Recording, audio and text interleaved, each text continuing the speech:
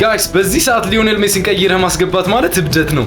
አስቡት እስኪ ይሄን ኤል ክላሲኮ ታስታውሱ ከሆነ ማለት ነው ባርሴሎና 3-0 እየመራ ባለበት ሰዓት ሪያል ማድሪድ ማለት ነው በዚህ ሰዓት ሊዮኔል ሜሲን ቀይረህ ስታስገባ ያውም ደግሞ 3-0 ቡድን እየመራ አስባችሁታል ምን ሊፈጠር እንደሚችል። ለዚያም ነው የሪያል ማድሪድ ተጫዋቾች ሪአክሽናቸው ላሳያቸው ሜሲ ሊገባ ባለበት ሰዓት ያሳዩትን ማለት ተመልከቱ። ክርስቲያኖ ሮናልዶማ በቃ እስኪ እያንዳንዱ ተጫዋች አስባችሁታል እየተመሩ በዛ ላይ ሜሲ ሲገባ